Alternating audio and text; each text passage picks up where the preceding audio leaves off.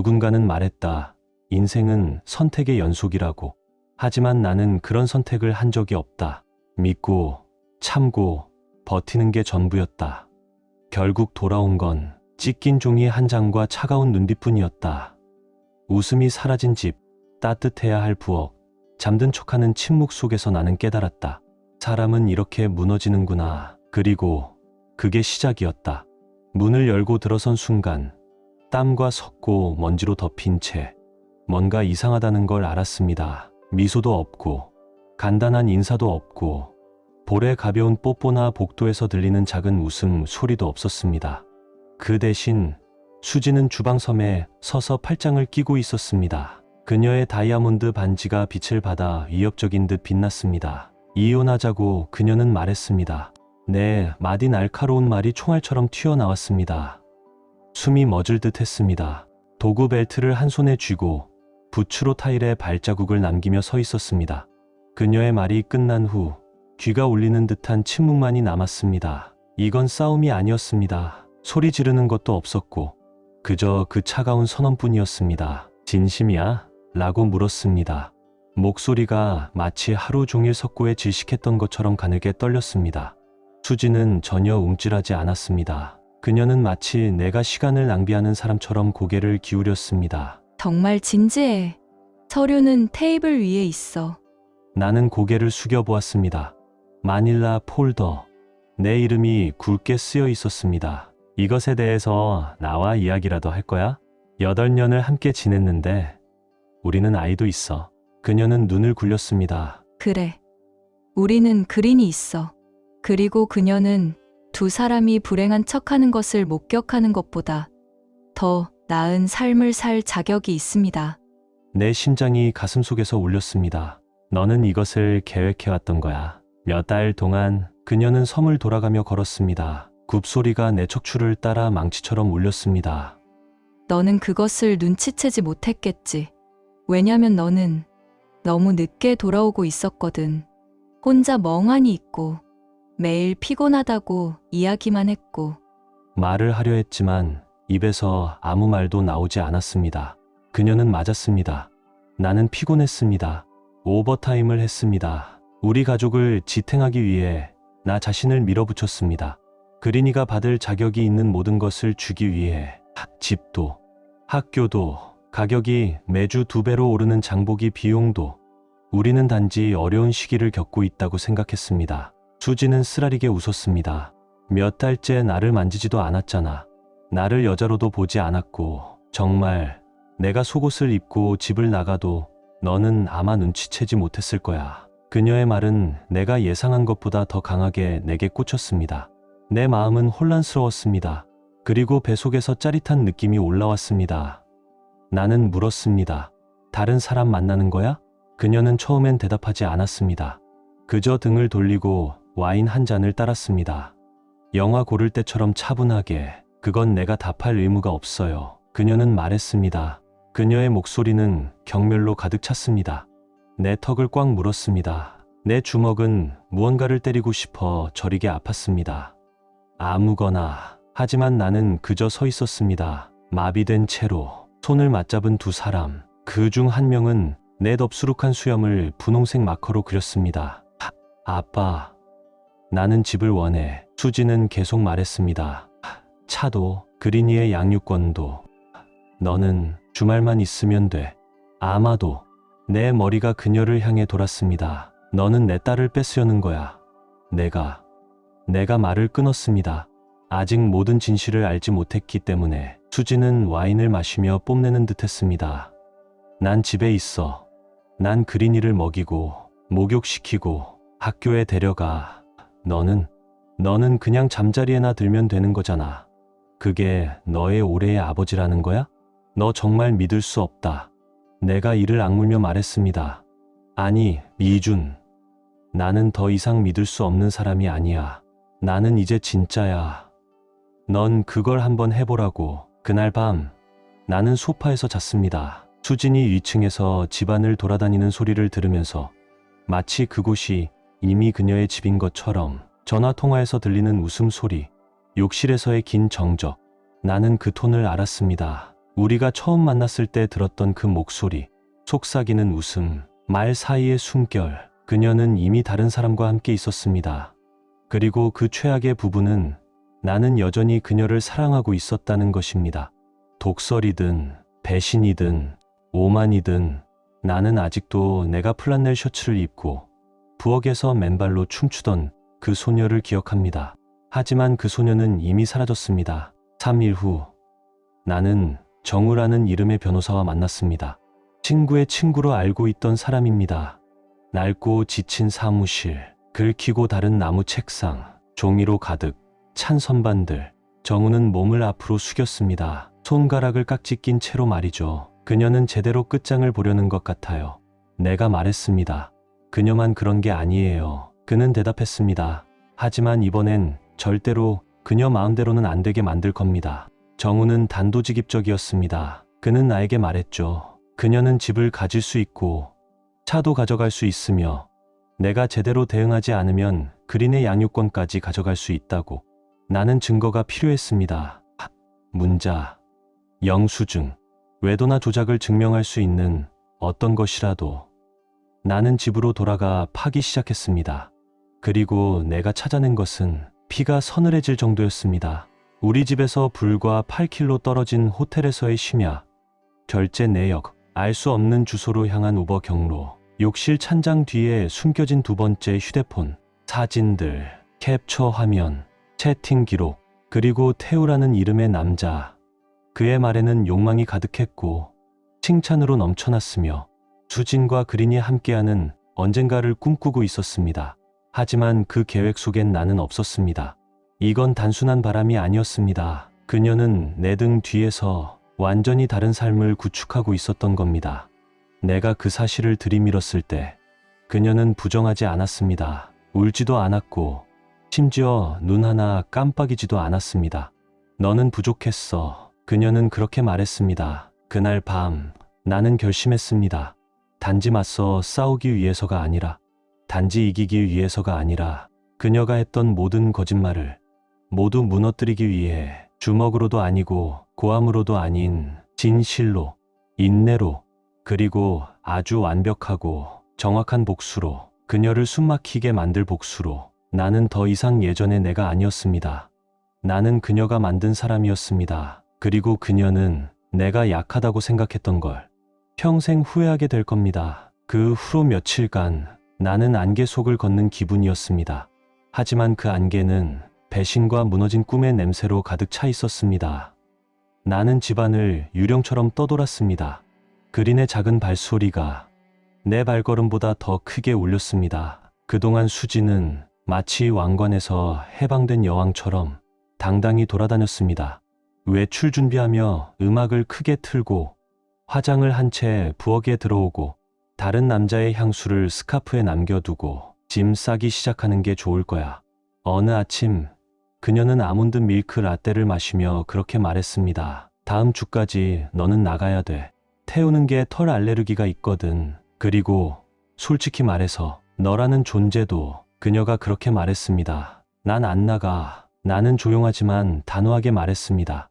법정에서 결론 나기 전까진. 여긴 아직 내 집이야. 수지는 혀를 차며 휴대폰에서 시선을 들었습니다. 참 웃기다. 너 진심으로 내가 중요하다고 생각하는 거야? 그 순간 그린이 내 셔츠를 살짝 잡아당겼습니다. 졸린 눈으로 나를 올려다보며 말했습니다. 아빠, 왜 차고에서 자? 나는 무릎을 꿇고 그녀 옆에 앉아 귀 옆에 떨어진 곱슬머리를 넘겨주며 말했습니다. 가끔은 어른들도 혼자만의 시간이 필요하거든. 우리 그린이처럼 말이야. 수지는 코웃음을 쳤습니다. 진짜 남자 흉내 내는 인간들이나 그런 공간 찾지. 그녀는 일부러 상처 주려는 듯 충분히 크게 말했습니다. 나는 다용도실에 접이식 매트리스를 설치했습니다. 그곳 공기는 페인트 희석제와 오래된 기름, 냄새가 섞여 있었습니다. 하지만 예전엔 침실이었던 전쟁터보다는 훨씬 나았습니다. 나는 그곳에서 밤을 보내며 금이 간 휴대폰으로 구직 사이트를 뒤지고 구겨진 영수증을 펴가며 생활비를 계산하고 언젠가 수진의 그 자만심이 깨질 순간을 상상했습니다. 정우 변호사의 조언이 머릿속을 맴돌았습니다. 침착해라. 모든 걸 기록해. 반응하지 마. 하지만 세상이 무너지는 가운데 한때 내가 숭배하듯 사랑했던 여자가 하이힐을 신고 그 잿더미 위에 서 있는 걸 보며 어떻게 침착할 수 있을까? 그 주말 나는 그린과 함께 공원에 갔습니다. 나는 바람이 필요했고 그린이는 웃음이 필요했습니다. 그녀는 그네로 달려가며 팔을 활짝 벌리고 웃었습니다. 마치 바람을 껴안으려는 듯. 그 순간 마음 한구석이 흔들렸습니다. 그 아이는 정말 내 아이일까? 아니야. 그렇게 생각하면 안 돼. 그녀는 내 아이처럼 느껴졌습니다. 까진 무릎, 작은 찻잔 놀이, 사랑해, 아빠라는 졸린 속삭임. 그 모든 건 진짜였어요. 하지만 의심의 씨앗은 이미 심어졌습니다. 수진의 이중생활, 태우, 호텔 영수증, 심야 전화들, 그건 마치 독처럼 그 씨앗에 물을 준 것과 같았습니다. 그날 밤 그린을 재운 뒤 나는 차고 바닥에 앉아 오래된 전기요금 고지서 뒷면에 리스트를 적었습니다. 복수, 분노가 아닌 진실, 전쟁이 아닌 나는 그녀의 게임을 따라갈 생각이었습니다. 그녀가 이긴 줄 착각하게 만들고 거짓말할 기회를 주고 자랑할 여유를 주고 스스로를 드러내게 만들고. 왜냐하면 그 순간이 왔을 때 나는 유치한 복수를 원하지 않았습니다. 나는 파멸을 원했습니다. 법적으로 빈틈없이 부정할 수 없도록. 나는 확실한 무기가 필요했습니다. 그리고 일주일 후 처음으로 운이 따랐습니다. 정우에게서 전화가 왔습니다. 민준, 이건 아마 듣기 싫을 거야. 근데 수진 쪽 변호사한테서 서류가 왔어. 양육권 전부를 요구하고 있어. 그리고 내 감정적 불안정을 주장했어. 뭐라고? 나는 전화기 속으로 소리쳤습니다. 그들이 말하길 너는 언어폭력을 했고 우울증 증세를 보였다고 해. 그리고 이건 좀 황당한데 내가 문자로 그녀를 협박했다고 주장했어. 거짓말이야. 나는 날카롭게 내뱉었습니다. 당연히 그렇지. 하지만 이 게임이 그런 식으로 진행되는 거야. 그녀는 널 자극하려고 해. 내가 감정적으로 무너지면 그녀는 원하는 걸 다 얻는 거야. 나는 3일 전 내가 벽에 주먹질에 만든 구멍을 바라보았습니다. 수진에게 무기를 주지 마, 민준. 우리가 그녀의 말을 공식 기록에 남기게 만들자. 조정회의를 잡을게. 넌 침착하게 있어. 나머지는 내가 처리할게. 그날 밤 수진은 또 늦게 들어왔습니다. 술에 살짝 취한 채 굽 높은 힐을 거실에 던지며 마치 개인 런웨이라도 되는 듯 굴었습니다. 네, 그 귀여운 변호사 친구가 신청서 낸 거 봤어. 그녀는 말했습니다. 입술에는 와인 기운이 번지고 있었습니다. 정말 귀엽더라. 그녀는 조리대에 기대섰습니다. 반쯤 감긴 눈으로 나를 내려다보며 아직도 모르겠어? 태우, 부자야. 진짜로. 이번 여름에 나랑 그린이랑 같이 케이맨 제도로 데려가기로 했어. 이제야 비로소 거지 같은 삶에서 벗어났지. 나는 아무 말도 하지 않았습니다. 그저 조용히 접시를 닫고 있었을 뿐. 나의 침묵은 그녀를 더 대담하게 만들었습니다.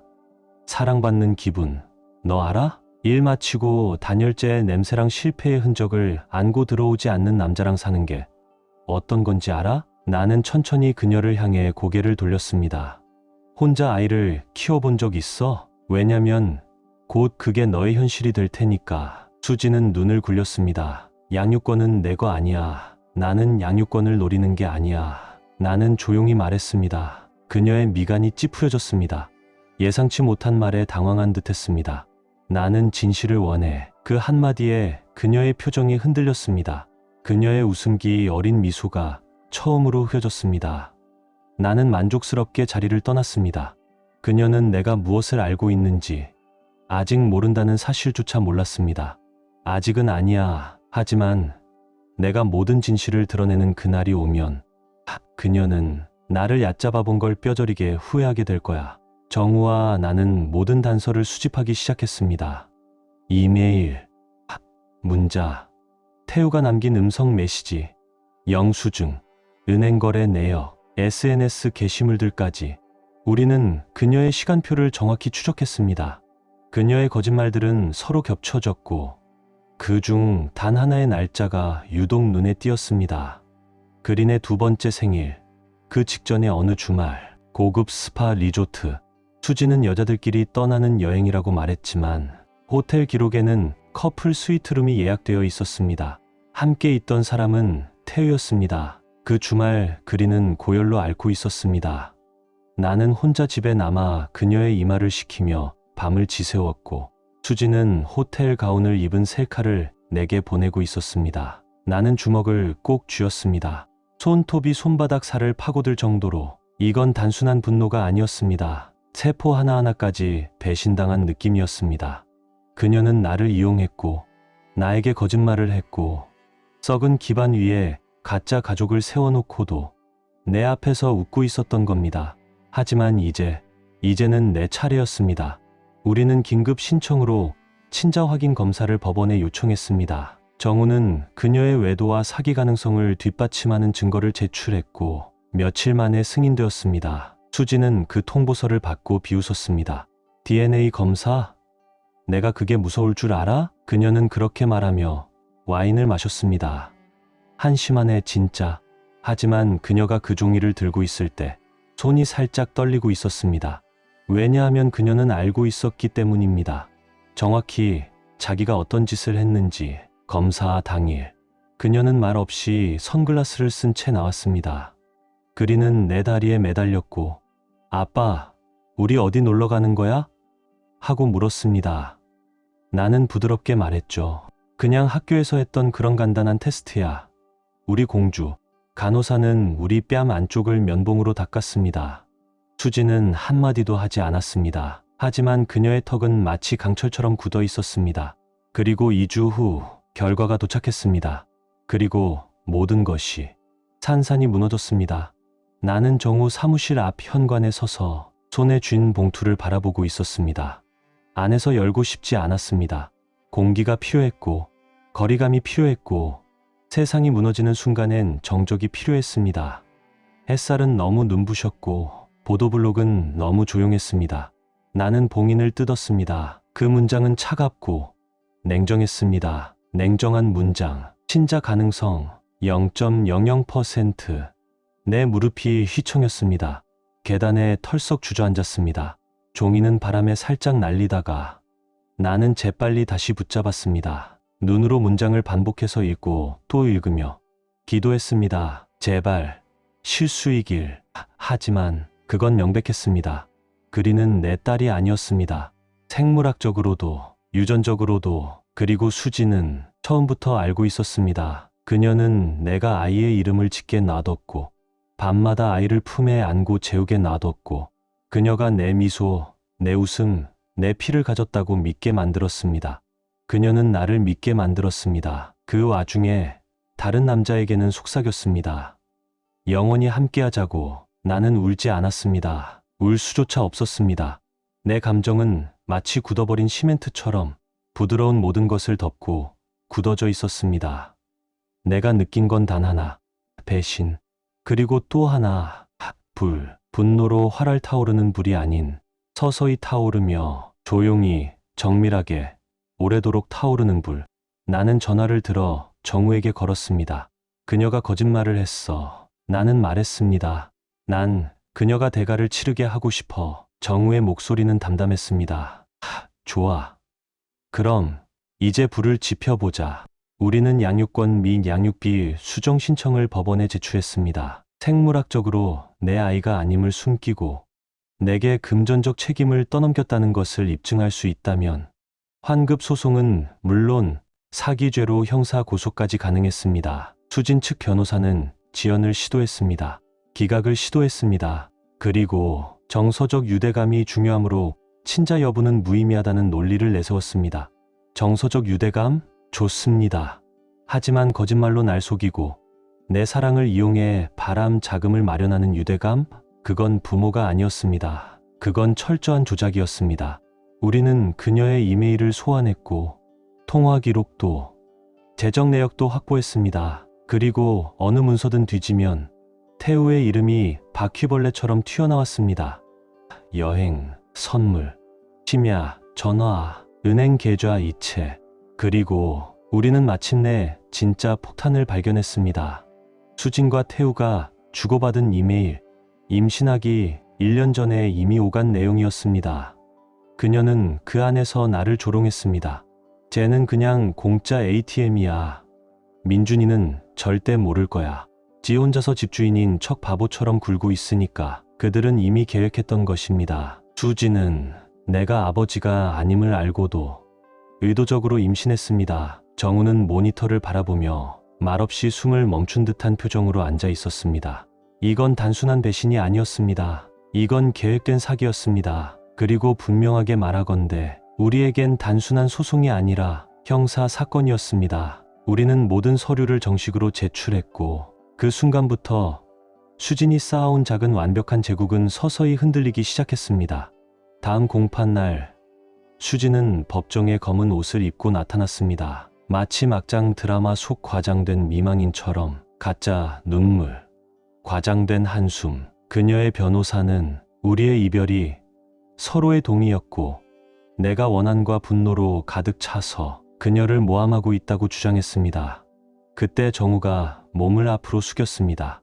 판사님, 저희는 한 씨가 민준 씨가 친아버지가 아님을 알고 있었음에도 의도적으로 그를 이 일에 끌어들였다는 증거를 가지고 있습니다. 그녀는 그가 아이를 위해 돈을 쓰도록 유도했고 지난 5년간 양육비, 주거비, 육아비 명목으로 $8만 이상을 사취했습니다.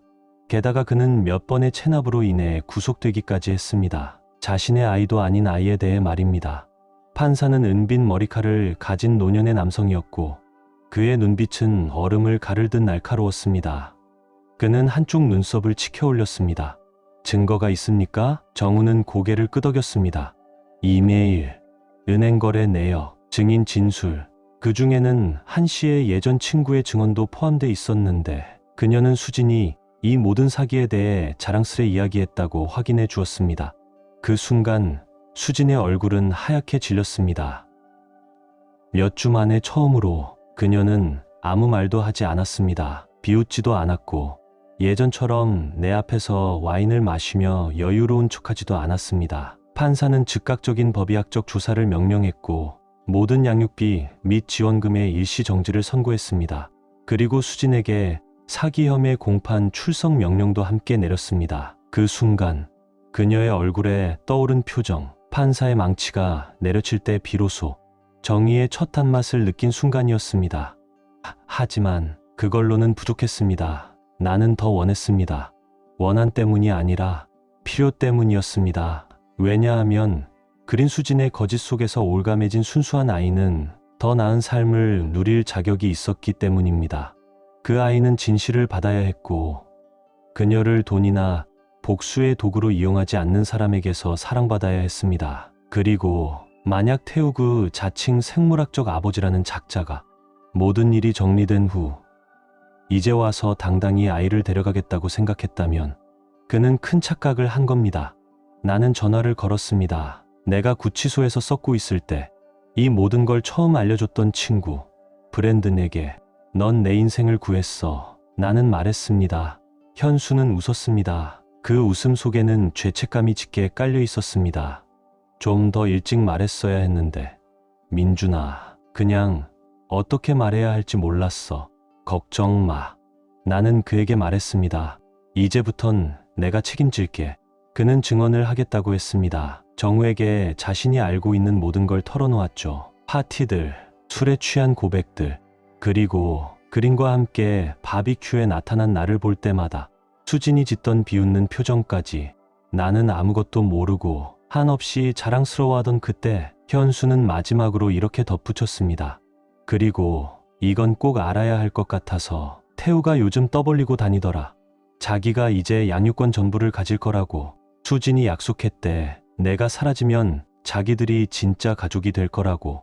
나는 그 말을 듣고 거의 휴대폰을 쥔 손을 부서질 듯 움켜쥐었습니다. 그들은 나를 망가뜨리려 한 게 아니었습니다. 나를 교체하려고 계획한 것이었습니다. 하지만 내게는 마지막 카드가 남아 있었습니다. 양육권 신문. 이번엔 수진만이 아니라 그 둘 모두를 폭로할 자리였습니다. 그리고 그날이 도착했습니다. 나는 빌린 정장을 입고 법원 정문 앞에 서 있었습니다. 돌처럼 단단한 마음으로. 뒤에서 수진이 등장했습니다. 태우와 팔짱을 낀 채 당당하게 걷고 있었습니다. 그녀의 눈엔 증오가 가득했고 그의 얼굴엔 오만함이 흘러넘쳤습니다. 그는 나를 쳐다보지도 않았습니다. 그들은 이미 이긴 줄 알았던 겁니다. 그러나 그들은 곧 무슨 일이 벌어질지 몰랐습니다. 법정 안에서 판사는 먼저 친자 확인 결과를 언급했습니다. 그린 양은 민준 씨의 생물학적 자녀가 아닙니다. 그리고 날카롭게 덧붙였습니다. 하지만 오늘 우리가 여기 모인 이유는 DNA 때문만이 아닙니다. 진실을 밝히기 위해서이고 이 아이에게 가장 좋은 것이 무엇인지를 따지기 위해서입니다. 수진 측 변호사는 여전히 같은 이야기를 반복했습니다. 서로 간의 사랑, 정서적 유대감, 사기하려는 의도는 없었습니다. 하지만 그때 정우가 자리에서 일어섰습니다. 판사님, 저희는 수진 씨와 태우 씨가 임신 전에 이미 민준 씨를 속일 계획을 세웠다는 이메일을 확보했습니다. 또한 양측 모두 아는 지인의 선서 진술서도 제출했습니다. 이건 계획된 행동이었습니다. 그녀는 저희 의뢰인의 몇 년이라는 세월을 금전적으로도 정서적으로도 도둑질해 간 것입니다. 수지는 자리에서 불편하게 몸을 움직였고 그녀의 미소는 서서히 무너졌습니다. 그리고 그때 법정 전체가 숨을 멈추는 순간이 찾아왔습니다. 정우가 스크린을 클릭했습니다. 하나의 이메일이 화면에 떠올랐습니다. 그 사람한테 다 떠넘겨. 자기 애도 아닌 아이를 키울 만큼 멍청하잖아. 수진의 목소리, 그녀의 말, 그리고 하단에 찍힌 그녀의 이름. 판사는 천천히 등받이에 몸을 기대었습니다. 한씨, 당신은 사기를 저질렀습니다. 그리고 그 과정에서 딸을 이용한 겁니다. 수지는 자리에서 벌떡 일어나며 당황한 듯 소리쳤습니다. 기다려 주세요. 그건 맥락이. 하지만 판사는 손을 들었습니다. 앉으세요. 그리고 고개를 돌려 태우를 향해 말했습니다. 그리고 당신은 존재감이 없었습니다. 금전적 지원도 없고 감정적 유대도 없고 책임질 의지도 없었습니다. 그런데 이제 와서 갑자기 전부를 원한다고요? 태우는 당황한 듯 말문이 막혔고 더듬거리기 시작했습니다. 그 순간 판사의 망치가 또 한 번 내려쳤습니다. 민준 씨에게 임시 양육권 전부를 부여합니다. 모든 양육비 지급은 즉시 중단. 한수진 씨는 사기 혐의로 형사사건으로 이관됩니다. 그 말이 끝나자 법정에 있던 2명의 경찰관이 앞으로 다가왔고 수진의 비명이 메아리쳤습니다. 넌 날 망쳤어. 그녀는 도끼의 어린 눈빛으로 나를 노려보며 침을 튀기듯 말했습니다. 하지만 나는 흔들리지 않았습니다. 이제는 잃을 것이 없었습니다. 단 하나, 내가 지키기 위해 여기에 섰던 바로 그 존재, 그린. 집은 다시 고요했습니다. 수진이 떠났기 때문이 아니라 더는 돌아올 수 없었기 때문입니다. 사기 혐의 유죄 판결은 모두가 예상했던 것보다 훨씬 더 강력한 타격이었습니다. 징역 3년, 보석 없음, 막대한 벌금. 법원은 그녀가 의도적으로 나를 속였고 법 시스템을 악용했으며 정서적, 금전적으로 측정 가능한 피해를 주었다고 판결했습니다.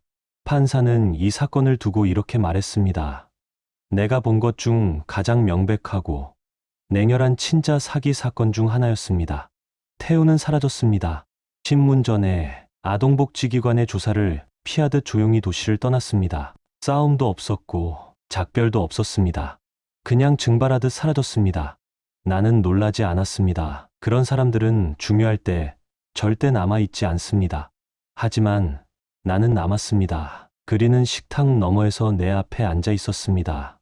작은 발을 의자 밑에서 흔들며 보라색 유니콘이 반짝이는 파자마를 입고 있었습니다. 그 아이는 환한 미소를 지었습니다. 순수하고 맑은 웃음. 아빠, 우리 나중에 공원 가도 돼?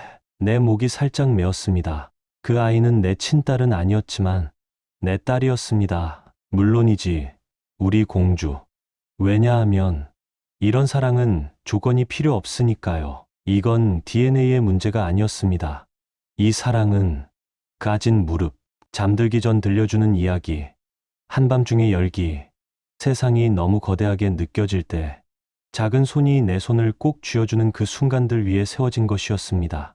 그리고 지금 그린이 내게 안길 때 그녀는 자신의 혈관에 어떤 피가 흐르든 신경 쓰지 않았습니다. 그 아이는 누가 자신의 아버지인지 알고 있었습니다. 그럼에도 불구하고 밤은 여전히 무거웠습니다. 가끔 나는 천장을 바라보며 잠 못 이루고 누워 생각했습니다. 왜 더 빨리 눈치채지 못했을까? 어떻게 나는 수진이 내 영혼을 조금씩 갉아먹는 걸, 그녀의 웃는 얼굴 뒤에 숨어있는 칼날을 보지 못했을까? 하지만 그 고통은 나를 딱딱하게 만들지 않았습니다. 그 고통은 오히려 나를 선명하게 만들었습니다. 나는 사기 소송에서 받은 합의금으로 다시 시작했습니다. 작은 원룸, 동네 인테리어 업체에서 새로 시작한 일. 돈은 적었지만 시간은 많아졌고 산도 많아졌습니다. 그리는 천천히 적응했습니다. 시간이 필요했지만 해냈습니다. 가끔 그녀는 수진에 대해 물었습니다. 엄마 나한테 화난 거야? 나는 언제나 같은 대답을 해주었습니다. 아니야, 우리 아가. 엄마가 실수를 한 거야. 근데 그건 어른들의 실수야. 절대 너 때문은 아니야. 그리고 어느 날 밤 잠들기 전 그녀가 아주 작게 물었습니다. 나 아직도 아빠 딸이야? 그 순간 나는 무너졌습니다. 그 아이를 꼭 안아주며 속삭였습니다. 넌 언제나 내 딸이야. 언제나. 몇 달이 흘렀고 그리고 1년 어느 봄날 오후 나는 그녀의 유치원 졸업식에 서 있었습니다. 그 아이는 작은 졸업 모자를 쓰고 색종이로 만든 졸업장을 꼭 쥐고 있었습니다. 그리고 이름이 불렸습니다. 그 아이는 내게 달려와 품에 안겼습니다. 그 순간 나는 알았습니다. 수지는 그녀의 거짓말을 간직해도 좋고 태우는 비겁하게 사라져도 괜찮습니다. 나는 진짜를 가지고 있었습니다. 아무도 꾸며낼 수 없는 것. 여기까지 함께해 주셔서 정말 감사합니다. 사랑이 무너질 때 사람은 진짜 모습을 마주하게 됩니다. 그 속에서도 지켜야 할 누군가가 있다면 우리는 다시 일어설 수 있어요. 이 이야기가 마음에 남았다면 구독과 좋아요로 다음 이야기도 함께해 주세요. 곧 또 만나요. 여기까지 함께해 주셔서 정말 감사합니다. 사랑이 무너질 때 사람은 진짜 모습을 마주하게 됩니다. 그 속에서도 지켜야 할 누군가가 있다면 우리는 다시 일어설 수 있어요. 이 이야기가 마음에 남았다면 구독과 좋아요로 다음 이야기도 함께해 주세요. 곧 또 만나요.